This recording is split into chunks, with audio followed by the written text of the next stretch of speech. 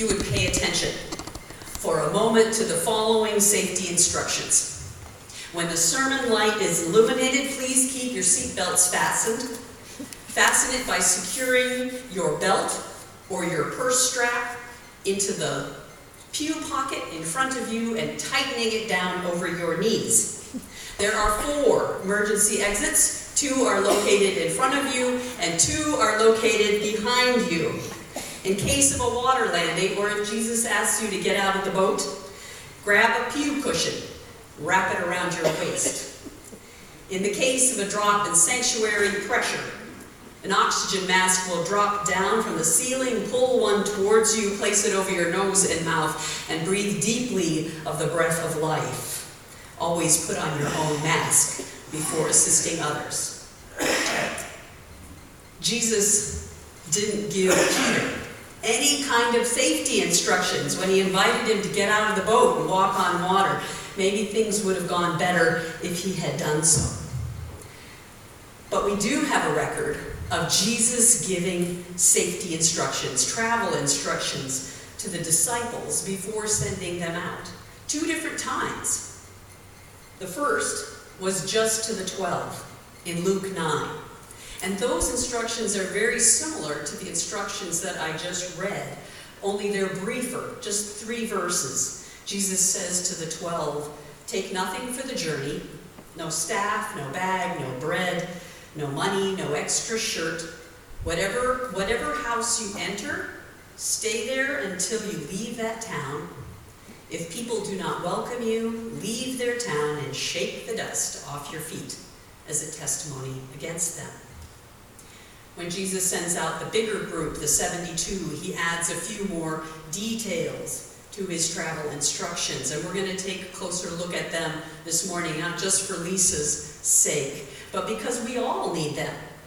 We may not be stepping out of the boat, but we all stepped out of bed this morning, and we will be stepping out of this church shortly, and sometimes those things can be just as scary.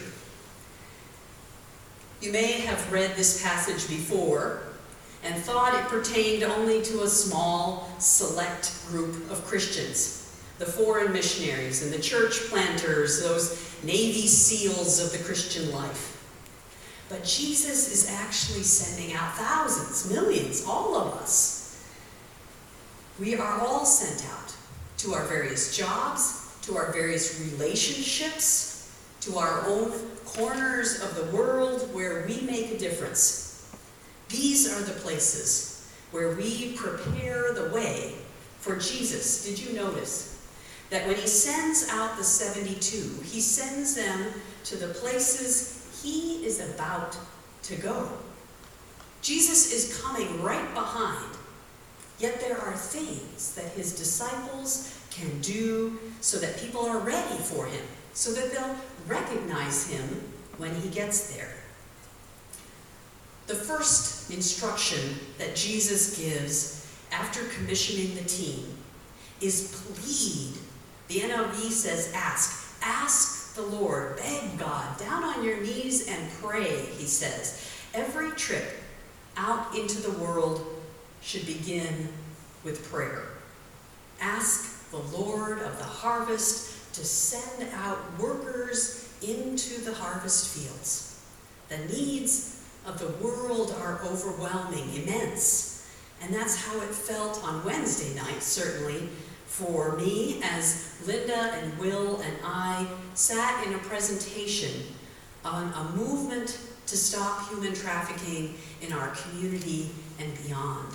The world is desperate for love, needing care, longing for peace.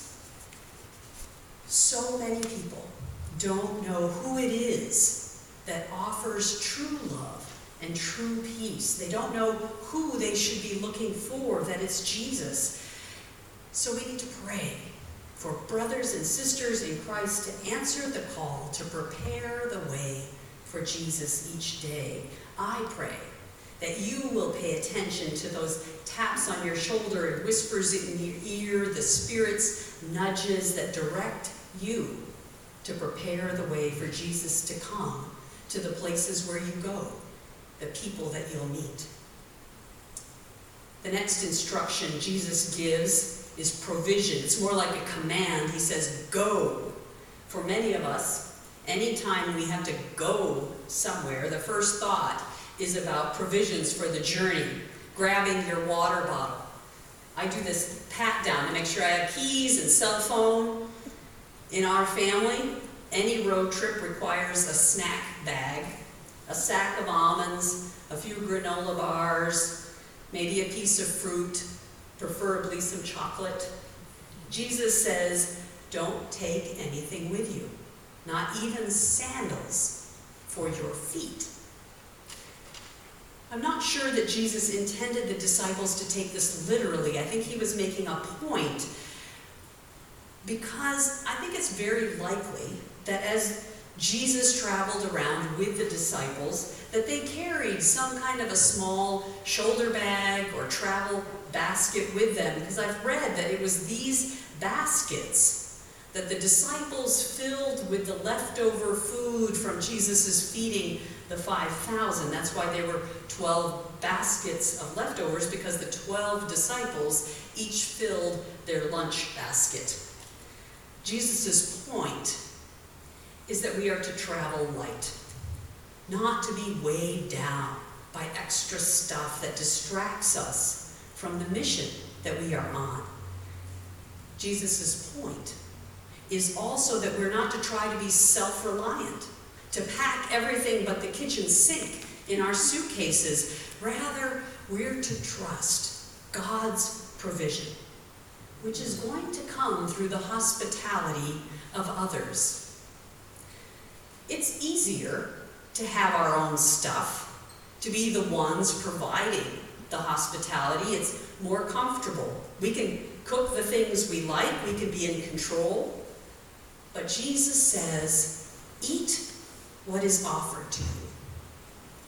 For these Jewish disciples, this would have meant taking the risk that the food wouldn't be kosher.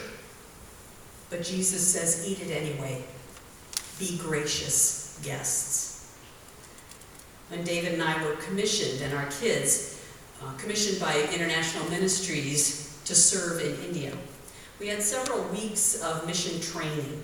And toward the end, the kids were sharing with the adults the things that they had learned through skits. And our daughter Lisa, pretending to be one of the parents, declared, whatever you are given for dinner, you will eat it, and you will like it, and you will say you like it. I think Jesus was saying, be adventurous. Try new things. If the person that we are reaching out to is in the safety of their own home, in their own comfort zone, how much more open do you think they can be to hearing what you have to say? And when you're a guest on someone else's turf, how much more aware are you of being respectful and kind? The message for the church certainly seems to be that we should not wait inside our familiar building expecting people to come in to hear about Jesus. We need to go out, to enter their spaces, to places familiar to them. Maybe that will take us into jails. Maybe that'll take us into schools. Maybe it'll take us into businesses and bars, and into our neighbors' homes, and into neighborhoods beyond our own. Once you get there, Jesus says, don't rush. If you're welcomed, stay a while. Don't hightail it out of there at the first uncomfortable conversation or at the first thing that you discover you disagree on. Stay long enough to get past the awkwardness. Stay long enough to get to know someone, to build relationships.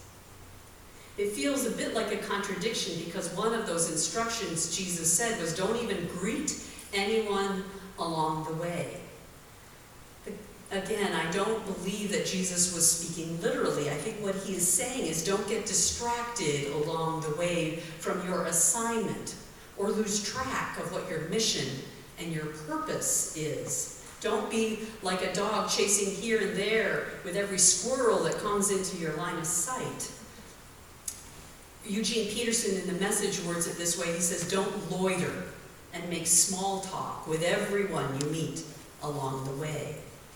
Remember that it's Christ's mission you are on. Your purpose is to prepare the way for Jesus. Your priority is the message that God gives you to proclaim, which brings us to the next instructions. It's about proclaiming. Jesus even provides the message that we are to proclaim, a message of peace and a message that God is near. The message of peace was a common greeting in Jesus' time. Jesus greeted the disciples in the upper room with the words, "Peace be with you." The word was shalom, and shalom meant more than just peace as an absence of fighting or peace as an absence of anxiety. Shalom meant wholeness and harmony, total safety of mind and body. And so when you greet someone with the word shalom, you are saying, may you be full of well-being. Jesus talks about this peace as if it's something that's tangible, touchable. It goes out from you when you speak it. It rests on the other person. Or it can come back to you. Have you been in places where the peacefulness is palpable? Have you met people that carry with them such a deep peace that it envelops you? Jesus said, "Peace I leave with you, my peace, my shalom, I give you." Jesus gives that peace to us so that we can carry it with us and offer it to others.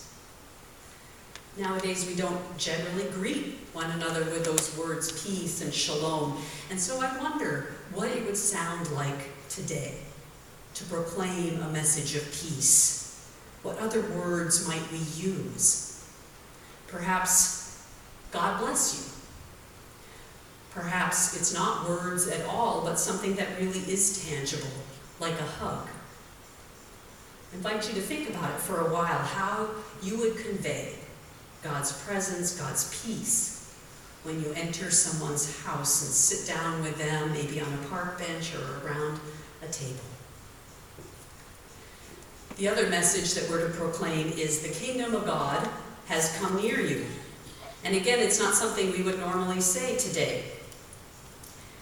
So again, I wondered, what would it sound like? Is it just a message that God is near? God is here. God is at work all around you, so watch for signs like watching for hearts. Has there been healing? It's God at work. Has there been hope or encouragement? Has something been provided that you need? It's God at work. On a mission trip that I helped to lead, one of our themes was expect to meet God. We were to be on alert, watching, confident that we would meet God along the way, and it changed our whole perspective as we eagerly headed out each day, waiting and watching. We were not disappointed, I tell you. We met God over and over and over. Proclaim to those you meet, God is near. God is right here. Watch for God. Which brings me to the last instruction. Jesus tells us, don't stress about the results.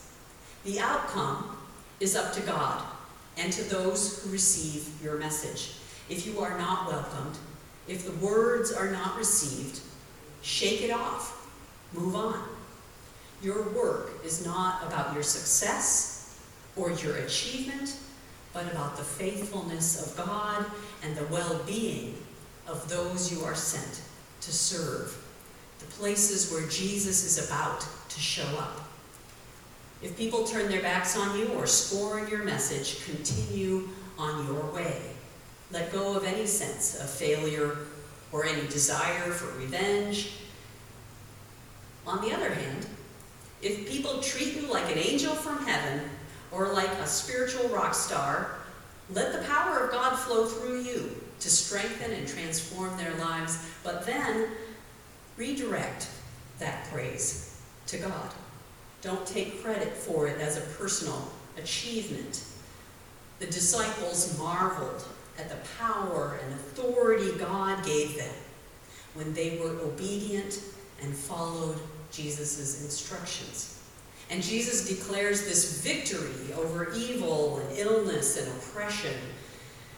But then Jesus reminds the disciples that what is most important is not what they accomplished, but what is most important is their relationship with God. Regardless of their success or their failure, the job was simply to be faithful to the message, obedient to the call, open to the generosity of others, and alert to the presence of God. God is near. God is here. Prepare the way for the Lord. As Lisa comes up to lead us in our closing song, we're going to join our voices together. This is a prayerful song in which we offer ourselves to God as harvest hands. It's not in our hymnal, but it's going to be on the screen, and we're just going to sing 2 verses of this song. If you would stand to join us, me in singing, "Here I Am, Lord."